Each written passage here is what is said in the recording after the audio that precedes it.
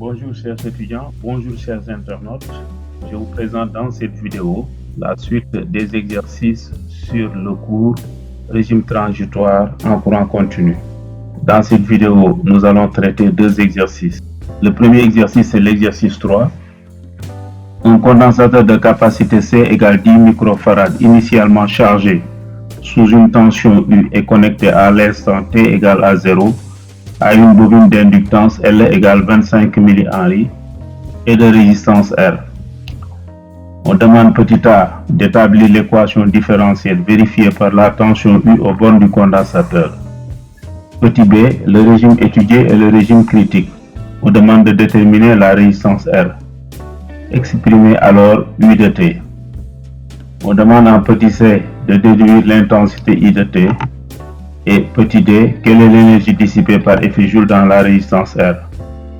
Application numérique U0 égale 9 volts. On commence par petit a. Dans cette question, on nous demande d'établir l'équation différentielle vérifiée par la tension U au bord du condensateur.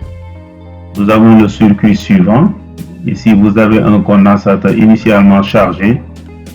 Et au bord de ce condensateur, on a mis une résistance R et une inductance.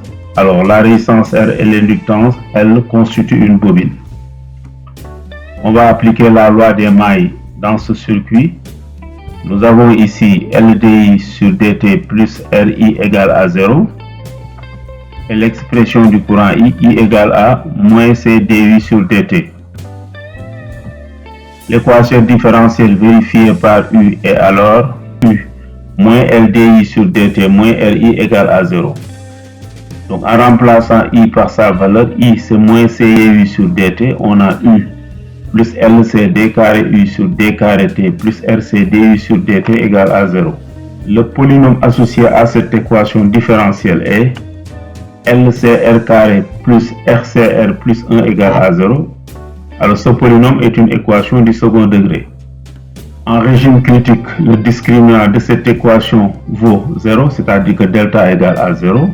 Donc cette équation, c'est LCR carré plus RCR plus 1 égale à 0.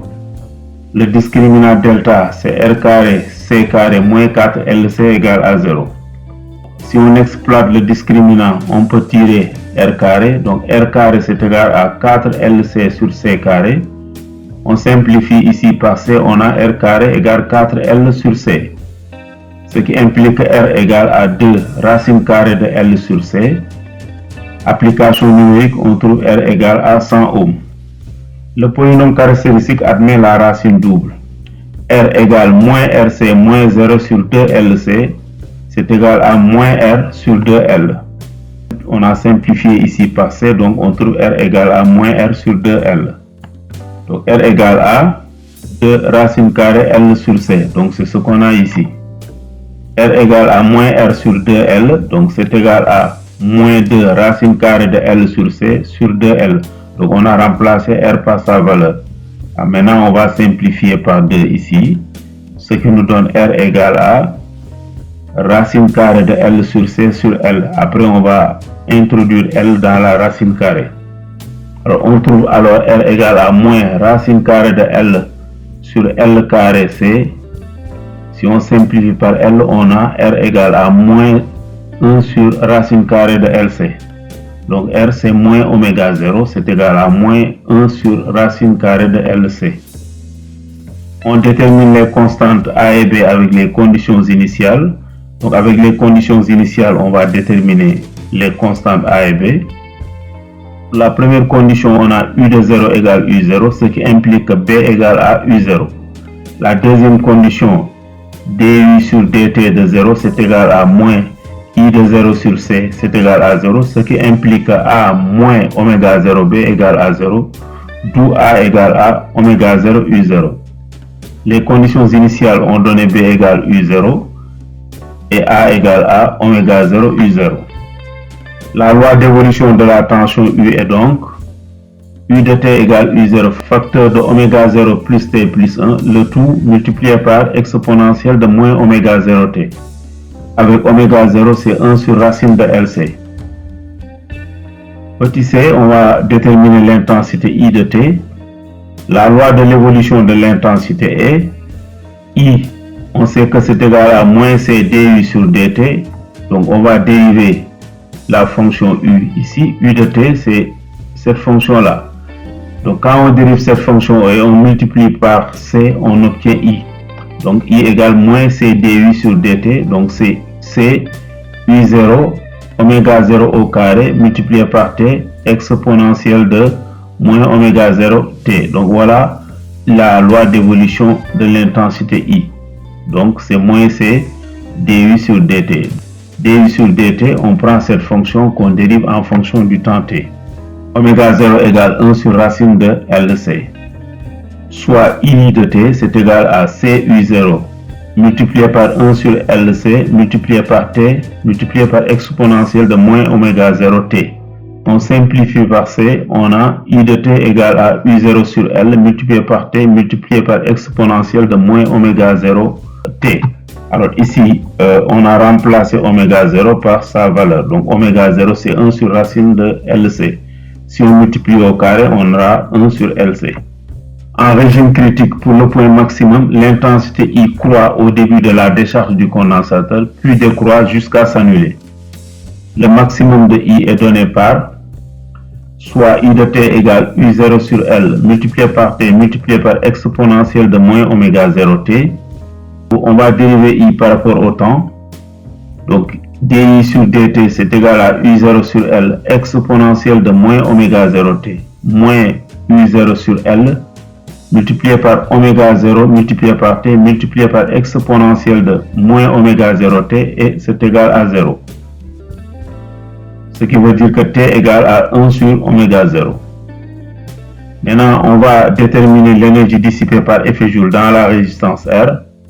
Cette énergie, on l'appelle WR. WR, c'est 1 demi de C U0 carré. Après application numérique, on trouve WR, c'est égal à 18 10 puissance moins 6 joules, soit 18 microjoules. Voilà la solution de cet exercice. On passe à l'exercice suivant, c'est-à-dire l'exercice 4. Alors dans cet exercice 4, on va reprendre l'étude de l'exercice 3, mais on remplace la résistance de la bobine qui était une résistance R, on l'appelle maintenant R'. Le régime étudié est un régime pseudo-périodique et la pseudo-période vaut t égale 5 millisecondes. On demande de déterminer à la première question la résistance R', et à la deuxième question, on demande de déterminer numériquement U de t. On fera une application numérique, L égale 25 millihenry et C égale 10 microfarad. On commence par la première question en déterminant la résistance R'. Voilà notre circuit. À la place de R, on a mis maintenant R'. On applique la loi des mailles, LDI sur dt plus R'I égale à U. I égale à moins CDI sur dt. L'équation différentielle vérifiée par U est U moins LDI sur dt moins R'I égale à 0. En remplaçant l'intensité du courant I par sa valeur, c'est-à-dire I égale moins CDI sur dt, nous obtenons U plus LC d carré U sur d carré t plus R'C dU sur dt égale 0. Le polynôme associé à l'équation différentielle est LCR carré plus R'Cr plus 1 égale à 0. C'est une équation du second degré. En régime pseudo-périodique, le discriminant delta du polynôme caractéristique est négatif. Celui-ci admet deux racines complexes. Alors ici, nous avons un régime pseudo-périodique. Dans un régime pseudo-périodique, le discriminant delta du polynôme caractéristique est négatif. On avait vu que si le régime est critique, ce discriminant est nul. Alors ici, nous avons R égale à moins R'C plus ou moins J racine carrée de 4LC moins R' carré C carré sur 2LC. On va rendre beaucoup plus simple cette expression. Donc on a R égale à moins R'C sur 2LC plus ou moins J racine carrée de 4LC moins R' carré C carré sur 2LC. On continue en essayant de rendre beaucoup plus simple l'expression de R. Donc R égale à moins R'C sur 2LC plus ou moins J racine carrée de 1 sur LC moins R' carré sur 4L carré. Donc on a introduit 2LC dans la racine. Alors la pseudo-pulsation oméga vaut alors, donc cette expression racine carrée de 1 sur LC moins R' carré sur 4L carré, c'est la pseudo-pulsation oméga. Voilà donc la pseudo-pulsation oméga, c'est racine carrée de 1 sur LC moins R' carré sur 4L carré. Et ceci c'est égal à 2pi sur T. Donc oméga c'est 2pi sur T, c'est-à-dire 2πf. F c'est la fréquence c'est 1 sur T, ce qui nous donne oméga c'est 2pi sur T. Alors on va élever au carré cette expression, ce qui nous donne oméga carré égale 1 sur LC moins R' carré sur 4L carré, et c'est égal à 4pi carré sur T carré. Donc oméga carré égale 1 sur LC moins R' carré sur 4L carré, c'est égal à 4pi carré sur T carré. On va sortir R' carré sur 4L carré, donc R' carré sur 4L carré c'est égal à 1 sur LC moins 4pi carré sur T carré. R' carré c'est égal à 4L carré facteur de 1 sur LC moins 4pi carré sur T carré. R' carré c'est alors égal à 2L racine carrée de 1 sur LC moins 4pi carré sur T carré. Application numérique. Nous avons R' c'est égal à 77,82 ohms. Alors la deuxième question, on nous demande de déterminer numériquement U de T. La solution générale de l'équation différentielle est de la forme U de T égale A cosinus oméga T plus B sinus oméga T, facteur de exponentielle de moins R' sur 2L. On détermine les constantes A et B avec les conditions initiales.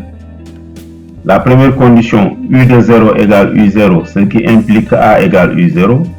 Pour la deuxième condition initiale, du sur dt de 0 égale à moins I de 0 sur C, et c'est égal à 0. Ce qui implique oméga B moins R' sur 2L multiplié par A égale à 0. D'où B égale à R' multiplié par U0 sur 2L oméga. Les conditions initiales nous ont permis donc de déterminer les constantes A et B. La constante A c'est égal à U0 et la constante B c'est égal à R' U0 sur 2L oméga. Application numérique, nous avons A égale à 6, B égale 7,43 et oméga égale 1257 radians par seconde. La loi numérique d'évolution de la tension U est donc, alors U de T c'est égal à 6 cosinus de 1257 T plus 7,43 sinus de 1257 T, facteur de exponentielle de moins 1556 T.